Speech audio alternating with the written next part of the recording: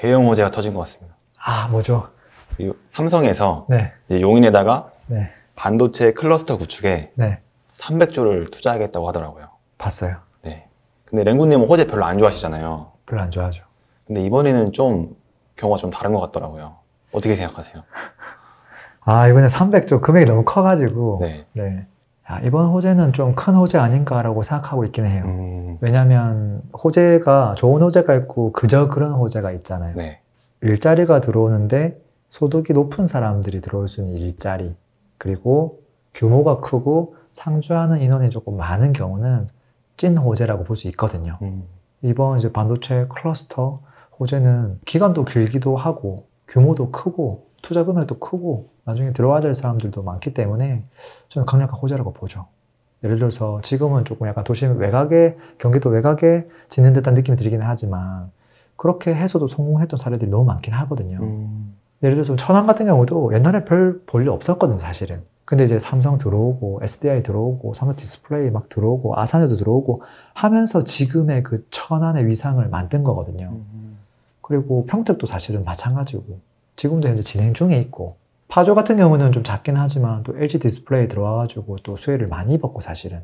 그리고 도심 안으로 들어오면은 뭐 판교가 아주 그런 사례고 마곡도 그런 사례고 대기업들이 들어오는 거 대단히 중요하죠.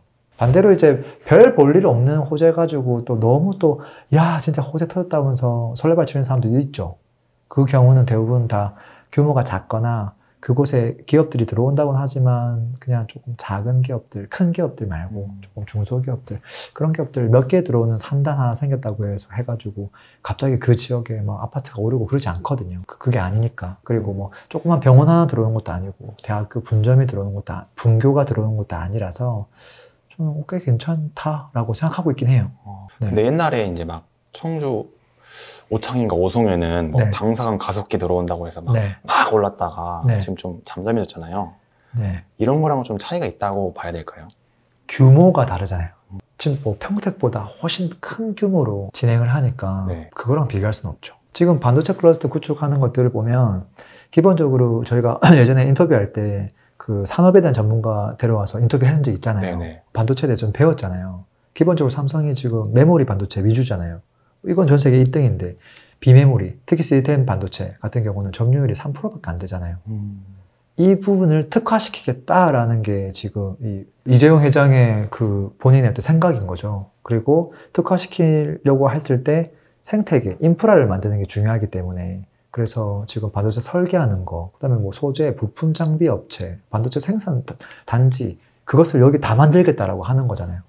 공장을 뭐 파운드리 공장을 뭐 5개 이상 만든다고 하니까 정말 좋은 호재죠. 그리고 사실 이거가 어느 정도였냐면 전 세계적으로 경쟁을 많이 했잖아요. 네. 미국에서 공장 만들어라, 뭐 유럽에서도 러브콜을 많이 보냈는데 결국은 용인, 처인구, 남사면 일대로 지금 선정됐다는 거죠. 전 세계가 지금 다 러브콜을 보냈는데 그 러브콜을 남사면에서 받았다는 거잖아요. 엄청난 거죠. 그래서 지금 위치를 보면 뭐 용인이 워낙 크니까 처인구도 정말 크거든요. 근데 자세히 딱 보면 동탄 이기 신도시 바로 오른쪽 바로 아래예요. 구도심하고 상당히 가까이 있거든요. 지금 메가 클러스터를 만들려고 하는 위치를 보면 주변에 전부 다 반도체 산업들이 이미 밀접해 있는 곳들이에요. 위에 보면 뭐 기흥 캠퍼스 있죠. 그 다음에 화성 캠퍼스 있죠. 평택, 삼성전자 평택 캠퍼스, 그 다음에 하이닉스, 또 위에 SK 이천 공장 있죠. 그 한복판에다가 지금 딱 만들었으니까 위치적으로도 제가 봤을 때는 기가 막히다. 일단 지역 선정을 잘했다. 그런 생각도 많이 들어요. 그래서 이 호재로 인해서 저는 수혜를 어디를 입을 거냐. 인접한 토지가 이제 꾸준하게 오르지 않을까 싶고요. 그리고 인접한 아파트들도 당연히 수혜를 좀 보지 않을까 싶어요. 랭구님. 네. 근데 이게 사실 20년 보고 하는 거잖아요. 네. 그런데 벌써 처인구 남사읍에 있는 한숲시티? 네. 그 아파트는 뭐 호가가 억 단위로 바로 올랐더라고요. 네. 이거 좀 뭔가 오버슈팅이다 네. 아니다 좀 말씀해 주실 수 있을까요? 방금 말씀대로 20년 동안 걸쳐서 개발을 할 예정이거든요. 근데 20년치를 앞당겨서 가면 안 되잖아요. 사실은. 네. 전 시세 반영이 이건 좀 너무 빠르다. 그런 생각이 들긴 해요. 근데 항상 큰 호재가 처음 딱 공표됐을 때는 어쩔 수 없는 부분인 것 같기도 해요. 왜냐면 이것만큼 충격적인 뉴스가 또 나오기는 어렵거든요. 이거 원래는 제로였는데 300조를 한다 이렇게 지금 터진 거기 때문에 요 정도 반응이 있을 수 있다. 근데 항상 가격이 팍 갔다가 갔다가 또 뭐 뉴스 보고 나오면 또 갔다가 요렇게 되는 경향이 좀 있는 것 같기는 하거든요. 너무 이거를 뭐 호재 하나 터졌다고 해서 지금 단기간 내에 1억 찍었으니까 6개월 뒤에 또 1억 오르고 6개월 뒤에 또 오르고 이렇게 생각하지는 않았으면 좋을 것 같긴 해요. 당연히 수혜를 받기는 받겠죠. 네. 하지만 지금은 과도한 부분은 있다. 네, 저는 그렇다고 봅니다. 형님, 근데 또 얘기가 많이 나오는 게 네. 이게 지금 네. 뭐 용인의 호재다. 네. 아니다. 네. 동탄 2의 호재다. 어디가 호재일까요? 말이 어디가 많아요. 제일 호재일지 이거 많이 싸우더라고요. 근데 이거는 지리적으로 그걸 봐야 돼요. 뭐 어떤 사람은 화성의 호재다라고 얘기하는 사람도 있긴 한데 사실 화성시가 이렇게 생겼기 때문에 사실은 동탄만 좀 수혜지거든요.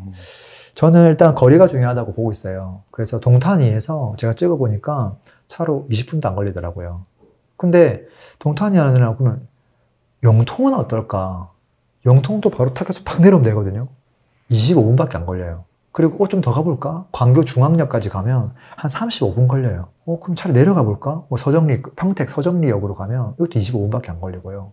저 위로 또 정자역까지 올라가면 분당으로 올라가면 또 38분밖에 안 걸려요. 어차피 전부 다 통근버스가 다 다닐 거거든요. 그 말은 무슨 말이냐면 사람들은 거리만 생각하지 않는다는 소리예요.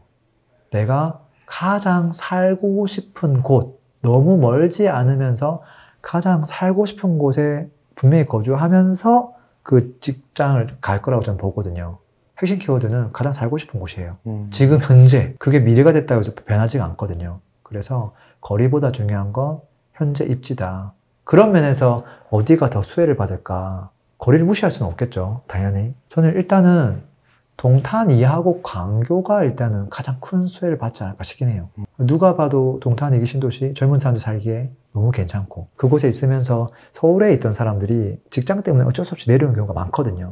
그럼 또 가족들 만나려고 계속 빨리빨리 서울로 왔다 갔다 해야 될 텐데 그랬을 때 GTX, 뭐 SRT 타고 빨리빨리 이동할 수 있고 그다음에 또 광교 같은 경우는 신분당선 타고 빨리 갈 수 있고 둘 다 괜찮잖아요. 그렇기 때문에 그거 가지고 선호도에 따라 갈리겠다. 그리고 이제 동탄 1기 신도시라든지 수원 구도시면 안 되나?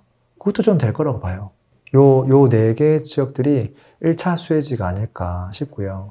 2차 수혜지는 이제 거리가 좀 멀리 떨어져야 되죠. 좀 분당으로 올라가거나 용인도 가능하죠. 뭐 수지부터 시작해서 뭐 용인 기흥구에 있는 단지들 가능하긴 한데 쾌적하고 신도시 느낌 나는 느낌이 덜 하다 보니까 아까 1차 수혜지에서 좀 밀린다고 저는 생각하고 있고요. 그 다음에 아무래도 서울에서 직장 때문에 내려온 사람 많기 때문에 아래쪽 지역보다 무조건 위쪽 지역을 선택할 거예요.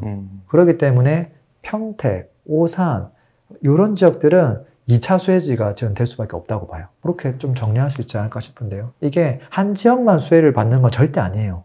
당연히 흩어질 거라고 봐요. 형님, 근데 네. 이게 엄청 큰 호재긴 하잖아요. 네. 이걸로 인해 가지고 네. 이제 부동산 입지가 네. 사실 순위별로 정해져 있는데 네.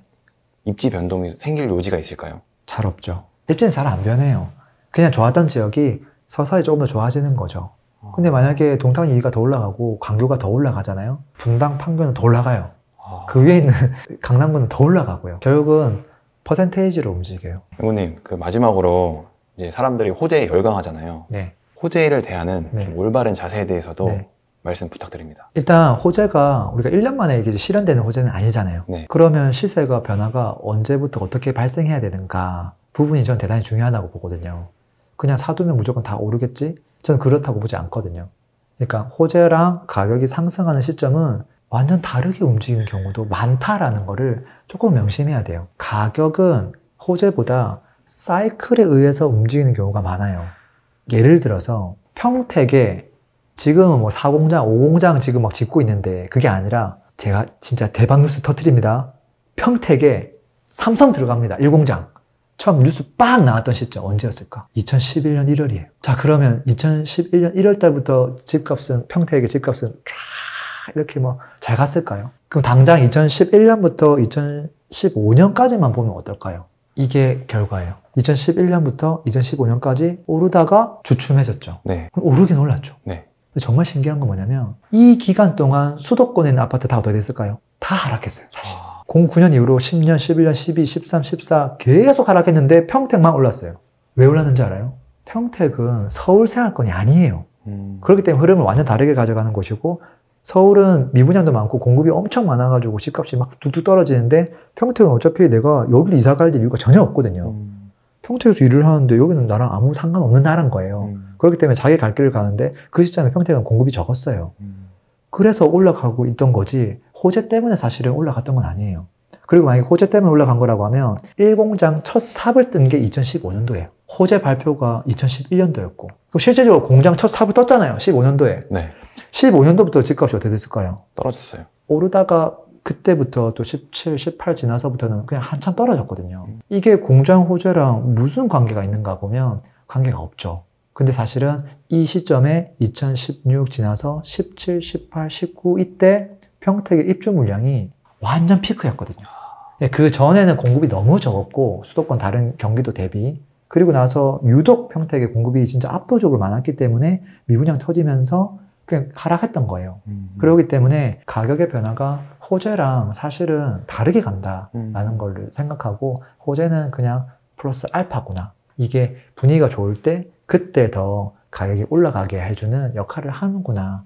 이런 생각을 가지고 호재를 바라보면 조금 더 좋지 않을까 싶어요. 쉽지 않겠네요. 300조도 플러스 알파로만 바라보자. 왜냐하면 이게 기간이 너무 길잖아요. 네. 그 기간 동안 또 부동산 사이클은 또 지금 바닥 기간인데 언젠가는 또 올라가는 일이 있을 거고, 언젠가는 그 사이 기간 동안 또 하락하는 시점이 있을 거예요. 그렇기 때문에 입지라고 하는 게, 제가 퀴즈 한번 내볼까요? 강남에 있는 아파트, 대치동에 있는 대장 아파트가 평당 지금 현재 1억 하다가 내려와가지고 평당 8,500 하거든요. 판교에 있는 아파트가 얼마 할 것 같아요? 강남이 100%라면 판교 몇 프로면 사시겠어요? 정답은 75%예요. 그만큼 갭이 있거든요. 네. 이 격차는 20년 동안 안 변해요. 잘 안 변해요. 자, 판교가 있으면 옆에 분당이 있죠. 네. 근데 구축이죠. 네. 아무리 입지가 좋다 하더라도 몇 프로 될 것 같아요? 강남이 100%라면 네. 이 친구는 70%? 판교가 75예요. 네. 지금 68%? 거의 50% 가까이 내려와요. 50에서 55%. 그렇게 대단했던 애가 반값으로 내려오네. 평당 8,800이 평당 한 4,000, 4,500 정도네. 이렇게 되는 거거든요. 네. 그럼 거기서 내려가야 될 거 아니에요. 용인 수지로 내려가고, 저기 광교로 내려가고, 또 내려갈 거 아니에요. 네. 그랬을 때 어떻게 되느냐. 또 까야 될 거 아니에요. 그 관계도라고 하는 게 항상 있기 때문에 무조건 호재가 터졌다고 해서 이 지역만 열심히 올라가고 그 나머지 지역들은 제자리고, 그렇지 않아요. 그래서 항상 그 넥스를 또 생각해야 되죠. 이 지역 이 시세가 되면 나는 더 위에 거를 미리 사놔야 되겠다. 결국은 키 맞추기를 해서 저거에 그 시세가 형성될 텐데 굳이 호재가 터진 것만 바라볼 필요는 사실은 없다. 근데 제일 최악의 선택은 호재가 터진 거에서 수혜를 못 받으면서 더 안 좋은 입지들, 그런 친구들을 선점하려고 하는 건 이건 좀 어리석은 선택이긴 하죠. 마지막에 떠밀려서 올라갈 수는 있겠으나 그거는 진짜 너무 뒤에 올라갈 수 있는 거라서, 또 올라갈지 안 올라갈지도 사실은 불확실하기도 하고. 저뿐만 아니라 네. 이 정도면 구독자분들도 네. 완벽하게 이해했을 것 같아요. 아, 그래요? 네. 네. 호재를 바라볼 때 도움이 되었으면 좋겠습니다. 네. 오늘도 들어줘서 감사합니다. 행복한 하루 되세요. 피스.